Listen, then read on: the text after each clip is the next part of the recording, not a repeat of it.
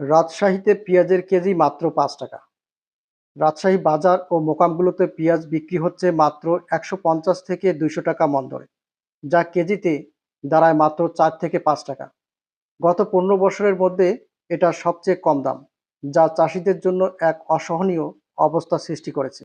এই দরপতনের পিছনে প্রধান ২টি কারণ রয়েছে। প্রথম কারণ, জ্বালানি সংকটের কারণে পেঁয়াজ রাজশাহী থেকে রাজধানীসহ দেশের বড় বড় মোকামে পাঠানো সম্ভব হচ্ছে না। ফলে স্থায়ী বাজারে পেঁয়াজ জমে যাচ্ছে।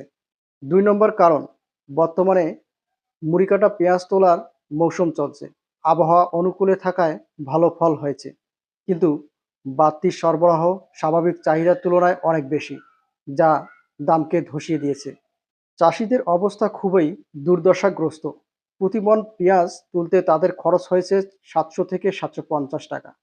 কিন্তু বাজারে বিক্রি করতে গিয়ে পরিবহন ও হাট খাজনা বাদ দিলে তাদের পকেটে ঢুকছে মাত্র ১৩০ থেকে ১৪০ টাকা। অর্থাৎ উৎপাদন খরচের তুলনায় তারা ৫ গুণ বেশি লোকসান দিচ্ছেন। একদিকে জ্বালানি সংকট, অন্যদিকে মৌসুমের প্রভাবে উত্তরের চাষিরা ন্যায় মূল্য থেকে বঞ্চিত হচ্ছেন।